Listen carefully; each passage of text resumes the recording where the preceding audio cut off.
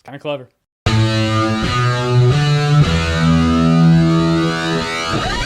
Ocean's 8. So Ocean's 8 is not a remake of Ocean's 11, which was a remake of Ocean's 11. Ocean's 8's actually a sequel or a spin-off, takes place in the same universe, takes place after Ocean's 13. Sandra Bullock plays the sister of George Clooney's character from Ocean's 11, who is Daniel Ocean. She's the new Ocean. She's gonna get a team together and they're gonna pull off a heist. What they're gonna steal a diamond necklace from a fashion show. And for the most part, the general crew in this movie, they did a fine job. I did like Cate Blanchett the most. Actually, I liked Rihanna too. I mean, she has very few lines in the movie. I just generally liked her personality. She's a pothead hacker.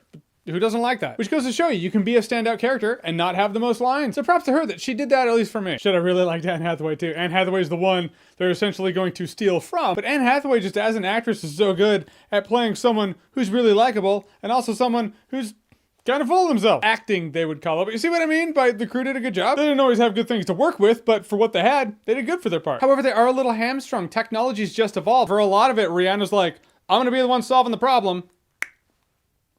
Pushed a button on my laptop. Oh, I gotta push a few. It's getting a little intense.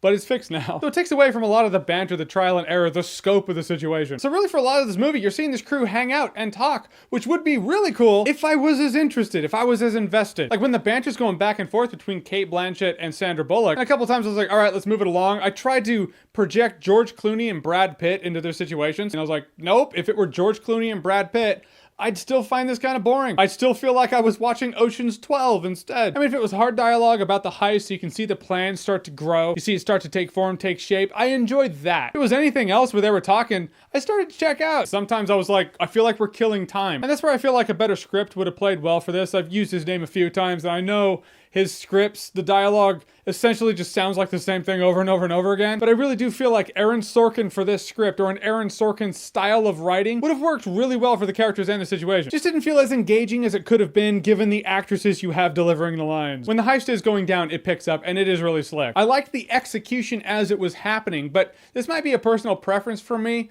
rather than a critique, but I just feel like the job itself was a little lackluster. They're stealing a diamond necklace. Granted, a diamond necklace is a time-honored tradition among Hollywood movies, but I feel like it's also very outdated. But if I'm just looking at the job in this movie, the job's just not that interesting. Ergo, a big part of the brick and mortar in this movie, not that interesting. So in the end, Ocean's 8 I thought was a great idea, and sometimes the execution looked like it was working, sometimes it dragged on a little bit. I did like the crew. I thought the crew did a good job in the movie, but really, I don't even know if it's this movie. I feel like I've seen it all when it comes to heist films. I feel like a Vegas vault is the end-all be-all cap of ripping anyone off. At that point, you gotta make it super personal or rip off artifacts, which has happened, or art, which has happened. In the end, I would say Ocean's 8's probably a better time if you're drunk. Yeah, no, it's a party. All right, so Ocean's 8, have you seen it? What did you think about it? Or what's the order of the Ocean's movies that you like, from best to worst? Whatever they are, whatever you think, comment below, let me know. And as always, if you like what you've seen here and you want to see more, click right here to see more.